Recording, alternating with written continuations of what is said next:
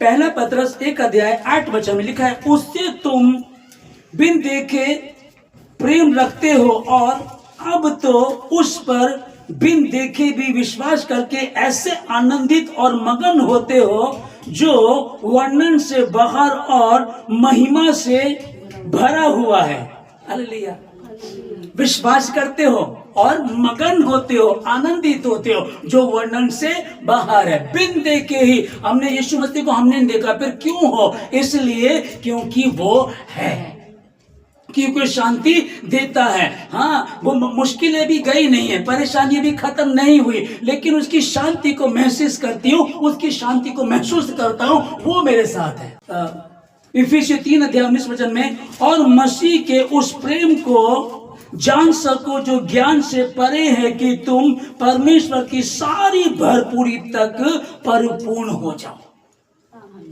आमीन। जो ज्ञान से परे है। देखो भाई, अगर ज्ञान को लगाओगे, बोलो यार अरे ऐसे कैसे हो सकता है, अरे लंगड़ा कैसे ठीक हो सकता है, अरे तुम्हारा कैंसर कैसे ठीक हो सकता है, अरे तुम्हारी प्रॉब्लम कैसे जा सकती है, अरे नहीं नहीं तुम्हारे श्राप तो जा ही नहीं सकते। अरे भाई, जो दुष्ट आत्मा फेरो में चल करके आती है, उससे तो कोई निकाल ही नहीं सकता। जो जिन तुम्हारे घर में है, तुम्हारी पत्नी के साथ जो हर रोज दुष्कर्म करता है, वो तो जा ही नहीं सकता। ऐसे केस हैं, कई केस ऐसे आए हैं, वो तो जा ही नहीं सकता। यहाँ क्या लिखा है कि वो क्या है, ये जो हम पढ़ रहे हैं इफिसियों 3:19 में, और मसीह के उस प्रेम को जान सको जो ज्ञान से परे है, कि तुम परमेश्वर की सारी भरपूरी तक परिपूर्ण हो जाओ। सारी भरपूरी तक परिपूर्ण हो जाओ। हालेलुया। अभी तक भी रास्ते नहीं खुले हैं, अभी भी सोच रहे हैं। कई बार पैसा इकट्ठा करते हैं, कमेटी डालते हैं, पैसा आता है, लोन लेते हैं कि एक प्लॉट लेंगे, ले नहीं पा रहे हैं। वो प्लॉट लिया, घर बना पाएंगे, नहीं हो पा रहा। अभी भी शादी नहीं हो पा रही, भी बिहार नहीं हो पा रहे, अभी भी सारी दिक्कतें चल रही है। चिंता ना करो, उसके लिए कोई काम मुश्किल नहीं है। तेरे मांगने से पहले वो तेरी जरूरतों को जानता है। आकाश के पक्षियों को देखो, सुलेमान को देखो, क्या तुम्हारा मूल्य उससे बढ़कर नहीं है? एक गौरैया, एक पैसे में 2 गौरैया बिकती हैं, और तुम्हारे परमेश्वर की मर्जी के बिना जब तक वो नहीं चाहता जमीन पर नहीं गिर सकती। तो क्या तुम्हारा मूल्य उससे बढ़कर नहीं है, उससे अधिक नहीं है? हाँ है प्रभु। तो चिंता ना करो। आज का वचन जो कह रहा है, आ थोमा और चेक कर ले। वो मर गया, 2 दिन हो गए, गाड़ दिया गया। तीसरे दिन जी उठ करके आ करके सबसे पहले अपने चेलों से ही मिलता है। अपने चेलों से बात करूं, भाग गए थे, कमजोर थे, छोड़ करके भाग गए थे, मना कर रहे थे, हम उसे नहीं जानते। वो सोचे थे यीशु मसीह तो मर गया, कोई आशा नहीं, तुमको कुछ नहीं पता था वो जी उठेगा। लेकिन बाद में याद आया, हाँ उसने कहा था। हालेलुया। हाँ उसने कहा था। शैतान भी जब यीशु मसीह मर गया, ओके, शुक्रवार की रात को मर गया, तो जो यीशु मसीह के लोग थे वो डर करके भाग गए, और जो शैतान के लोग थे वो एंजॉय कर रहे होंगे उस दिन रात को। ओ भैया, हमने तो उसको मारे, तो क्रूस पर मर गया, खत्म हो गया, उसको तो दफना भी दिया गया। अब वो आपस में मिल कर वो कुछ दारू पी रहे होंगे, एंजॉय कर रहे होंगे, गाने सुन रहे होंगे। हमने मसीह को मार डाला, इनका खेल खत्म कर दिया, अब कुछ इनका नहीं बचा। एक ही दिन गया, शुक्रवार की रात गई, अगला दिन शनिवार का आया, एंजॉय कर रहे हैं, फिर अगले दिन फिर रात को दारू पी रहे होंगे। हाय मजे करो, हमने मसीह को मार दिया, मसीह को हमने खत्म कर दिया। और जब वो रविवार की सुबह सामने से चला आ रहा, और वो देख करके उनकी आंखें फटी रह गई। ये क्या हुआ? ये वही हुआ जिसके विषय में लिखा गया था, वो मारा जाएगा, गाड़ा जाएगा, और तीसरे दिन मुर्दों में से जी उठेगा। वो चल करके आया। वैसे वो आपके परिवारों में, आपके घरों में, आपके जीवन में आएगा, उसका वायदा है। आप उसकी चेली हैं, आप उसके चेले हैं, हम उसके सहकर्मी हैं। ये जो यहां लिख रहा है, और थैंक यू, और मसीह के उस प्रेम को जान सको जो ज्ञान से परे है। कि हालेलुया। जो ज्ञान से परे, ज्ञान से नहीं ढूंढ सकते आप उसको। रात भर प्रार्थना करते रहे तो पागल हो गए हो। आप यकीन कीजिएगा, मैं एक घड़ी नहीं सो पाया रात। सुबह 5 बजे मैंने कोशिश की, मैं सो जाता हूँ, अब मैं थोड़ा सा मुझे आराम मिलेगा तो ऊर्जा चाहिएगी थोड़ी सी। 5 बजे आराम लगाया, 8 बजे का मैं सो ही नहीं पाया, और जब 8 बजने पर आ गया तब मुझे नींद आनी शुरू हो गई। तब मुझे उठना था क्योंकि मुझे चर्च लेना है। हालेलुया। तो ज्ञान से देखोगे तो भाई अगर रात को आप नहीं सोओगे आप कमजोर हो जाओगे, आप मर जाओगे, आपके सेल खत्म हो जाएंगे। आप पहले उपवास रख रहे हो फिर ऊपर से जाग रहे हो। तो ज्ञान तो ये बता रहा भूखा रहना और रात को ना सोना ये हानिकारक है, खतरनाक है। लेकिन बाइबल का विश्वास ये कह रहा है तुम जब जाग करके उसके साथ संगति करते हो तो आनंदित होंगे, मगन होंगे, तुम्हारे चेहरे की रौनक बढ़ेगी, तुम्हारी बीमारियां जाएंगी यीशु मसीह के नाम में। क्योंकि ये हम जाग नहीं रहे कि हम फिल्में देख रहे हैं, फालतू की बातें कर रहे हैं, गंदे काम कर रहे हैं। हम तो अपने मसीह यीशु के साथ ऐसे संगति करते, उसके चेहरे को ऐसे देखते रहते और उसका नूर हम में ट्रांसफर होता रहता है यीशु मसीह के नाम में। मसीह यीशु में सुरक्षित रखेगी। अब कैसे? हृदय और विचारों को, ठीक है ना। अब हृदय में क्या बात आई है? गलत बात आई है। विचारों में क्या आया? जब तक मैं चेक ना कर लूं तब तक नहीं होगा वे, बिल्कुल भी। ठीक है, फिर चेक कर ले। अब क्या नाम आता है उसका? ये थोमा को, जो 12 चेलों में एक चेले का नाम थोमा आता है। तो जब कोई संदेह करने वाला व्यक्ति होता है उसको हम क्या बोलते हैं? ओ भाई थोमा मत बन, नाम रख देते ना हम लोग, थोमा मत बन। क्योंकि थोमा क्या था? अविश्वासी। यीशु मसीह कह रहा है कि चलो भाई यह जो हम पढ़ रहे हैं इसको पहले हम भी उसके साथ मरने के लिए चले। यीशु मसीह कह रहे कि चलो भाई लाजर को जिंदा करने के लिए चलते, कह रहे कि भाई ये तो मरेगा हमें भी मरवाएगा, चलो भाई इसके साथ मरने को चले। मतलब कि तूने क्या देखा अभी तक? तूने कुछ नहीं समझा, ठीक है ना। दूसरी बात उसने कहा यीशु मसीह ने कि मैं जा रहा हूँ पिता के पास। मैं कहाँ जा रहा हूँ तुम जानते हो। तो बाकी चेले नहीं बोले, थोमा कह रहा है संदेह करने वाला, हम तो नहीं जानते तू कहाँ जा रहा है, हमें बता तो सही तू कहाँ जा रहा है, हमें क्या पता तू कहाँ जा रहा है। क्या प्रभु ने क्या इतने दिन मेरे साथ रहते होगे तुमको अभी भी पता नहीं चला? और चेलों ने कहा कि हमने यीशु मसीह से बात की, यीशु मसीह आ गया, मिल गया हमको। कह रहा जब तक मैं चेक नहीं कर लूंगा तब तक। इसलिए मसीह यीशु की शांति तुम्हारे हृदय और तुम्हारे विचारों को मसीह यीशु में सुरक्षित रखेगी। अब वो सुरक्षा यदि हमारे पास आ गई जो ज्ञान से तो परे है।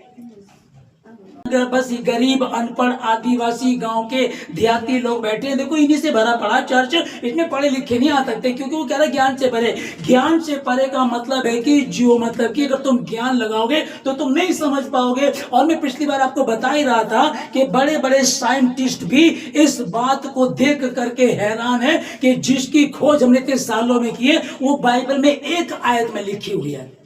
पृथ्वी काय पर टिकी हुई है, समुद्र के नीचे भी रास्ते हैं, ये बाइबल लिखा है ना। तो समुद्र के नीचे रास्ते ये कैसे हो सकता? चेक कर लो, जाओ खोज करो, बाइबल में तो लिख दिया ये है ना। पृथ्वी काय से हवा में टिकी हुई है। तो ये कहा, ये कौन लोग हैं? ये कौन है? साइंटिस्ट लोग और डॉक्टर लोग भी। जब आपकी बीमारियां ला इलाज बीमारियां ठीक होती है ना तो वो बोलते हैं हाँ यार वो तो खैर ऊपर वाला तो कुछ भी है, वो ऊपर वाला बोलते हैं। लेकिन जब आप मसीह यीशु का नाम लेंगे तो कई लोग चिढ़ते भी हैं, है ना, कई लोग चिढ़ते भी हैं। लेकिन बात वही है, हमको तो वही बोलना जो है जिसने किया है और जरूरी है उसका नाम बताना। हालेलुया। तो मसीह यीशु में तुम्हारे हृदय और तुम्हारे विचारों को सुरक्षित रखेगी।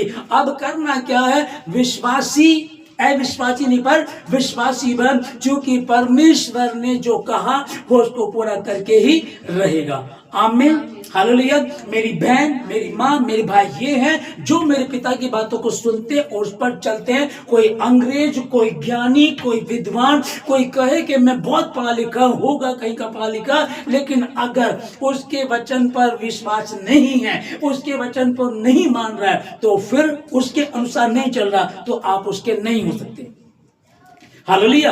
कितने अभी मैं तो आपको मैं ये नहीं कह रहा हूं कि ये सिर्फ अन्य जाति की भारत में है तो सिर्फ ईसाई नहीं है। बहुत सारे ईसाई भी जो टोना टोटका कराते हैं, जो शादी करेंगे ना, अगर शादी कर रहे हैं तो नारियल भी दे रहे हैं, नारियल पे धागा भी लपेट रखा है। अगर दूल्हा नहा रहा जिस पटड़ी पर बैठ करके उस पे लाल धागा बंधा हुआ है। जब दुल्हन शादी करने के बाद जब वो जा रही है तो जैसे हिंदू में से चावल फेंकते हैं वो भी ऐसे चावल लेकर के फेंकते हैं। प्रभु क्या कह रहा है? अंधविश्वास से निकलो। घर बनाए तो घर के आगे जूता टांग दिया, चौखट लगाए तो चौखट पे काले कपड़े बांध दिए। मैं ईसाइयों की बता रहा हूं। इसीलिए तो प्रभु स्पष्ट कर रहा है, कह रहा है कि बुलाए हुए तो बहुत है परंतु चुने हुए थोड़े हैं। आप कौन सी गिनती में क्यों यहाँ बैठे हो? क्यों अभी तक कुछ नहीं मिला तो भी यहाँ बैठे हो? क्योंकि जानते हो मसीह में की गई मेहनत व्यर्थ नहीं जाती है। हालेलुया, ठीक ना। अब कोई कह लेगा यार ये तो देखो, ये तो कह रहे कि भारत में अंधविश्वास है। भारत में अंधविश्वास के तो मतलब ये नहीं कि ईसाइयों में नहीं, कई ईसाई ऐसे हैं जब घर बनाए तो घर के आगे जूता टांग दिया, टोना टोटका कर रहे हैं, इस तरह की हरकतें कर रहे हैं। शादी हुई, शादी के बाद एक मैंने देखा, एक ट्रंक जैसे होते हैं संदूक टाइप के, उसमें लाल धागा बंधा हुआ है। तो मैं एक परिवार में, तो मैंने कहा क्या, अरे भैया इसको तो हमें पता ही नहीं, क्या तेरी माँ ने दिया, तू अपने साथ अपने पति के घर में लेकर के, तुझे ही नहीं पता। अच्छा मैंने कहा ये क्या है देखना, हमने तो कभी ध्यान दिया, हम तो इसको तोड़ सकते हैं। पलंग के ऊपर जो बेड है उस बेड पे वो धागा बंधा हुआ। जब मैंने देखा मैंने कहा ये, अरे ये हमको, हमें तो पता ही नहीं इसका। इतने ऐसे ऐसे। हालेलुया। थोमा कौन था? मसीह का था ना, मसीह के साथ रहना। 3.5 साल तक यीशु मसीह के साथ रहने वाला था ना वो, 3.5 साल तक यीशु मसीह के साथ रहा और मरने के बाद फिर कह रहा मैं तो चेक करूंगा। तो क्या हुआ, पर मैं क्या करा आप लोगों को, अगर वो लोग सुन रहे जिन्होंने इस तरह की गलतियां की हैं, जो मसीह लोग सुन रहे हैं, कोई है बहुत सारे टोना टोटका करने वाले जिनके घरों में 40 साल से ईसाई होने के बाद भी घरों में चिराग जलते रहे, जिनके घरों में ऐसे ऐसे लोग हैं। आज दुकान जैसे चल नहीं रही है तो किसी ने, मैं एक दुकान पे मैंने देखा कि जैसे कि अब नींबू और मिर्च तो आप लोगों को पता है, अब मिर्च और प्याज तो पहली बार सुनोगे शायद। इस एक ईसाई ने अपनी दुकान के आगे नींबू, मिर्च, हरी मिर्च और प्याज बांध रखे। मैंने बोला ये क्या, बोला नहीं किसी ने बताया था इसके बांधने से काम चलेगा। यीशु मसीह मरा हुआ है, यीशु मसीह जी नहीं उठा है, यीशु मसीह को मृतक साबित कर दिया है। अब इन लोगों ने ये करना शुरू कर दिया। तो ये कौन है बताइए मुझे? मसीह के मानने वाले ना।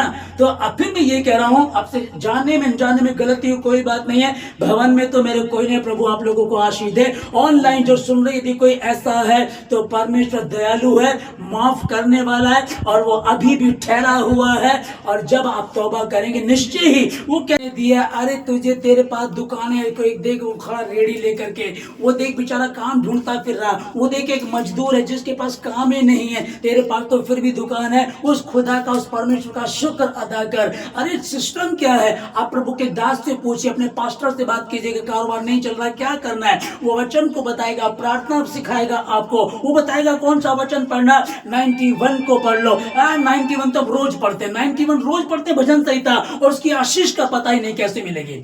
हम तो अपने बच्चों को कहते हैं यहोवा चरवाहा मेरा, मुझे कुछ घटी ना होगी, ये रोज पढ़ते हैं लेकिन पूरी की पूरी फिर भी घटी बनी हुई जीवन में। क्यों घटी है? क्योंकि रट्टा मार रहे हो। यहोवा चरवाहा मेरा, मुझे कुछ घटी नहीं होगी। हालेलुया। क्यों लिखा है कि क्योंकि उसने मेरे नाम को जान लिया, इसलिए मैं उसको आशीषित करूंगा, ऊंचे स्थान पर बिठाऊंगा, उसकी तमाम जरूरतों को पूरा करूंगा। इसलिए वो अपने स्वर्गदूतों को तेरे निमित्त आज्ञा देगा, तेरे कारोबार को नष्ट करने वाले टोने टोटकों को खत्म करेगा। अरे लिखा है कि जहां कहीं तू जाएगा, अगर तू गिरे तो वो तुझे हाथों हाथ उठा लेगा। गिरने का कोई, हमें इतने लल्लू पंजू है क्या, हम गिरते ही पड़ेंगे कि स्वर्गदूत पर गिरते वाले को। गिरने का मतलब क्या? तू कारोबार में गिर रहा है, तू परिवार में गिर रहा है, तू पति पत्नी के बीच में प्रॉब्लम चल रही उसमें गिर रहा है। जब तू गिरे तो वो तुझे हाथों हाथ उठा ले। इसलिए तेरे डेरे के निकट स्वर्गदूतों को आज्ञा दी है।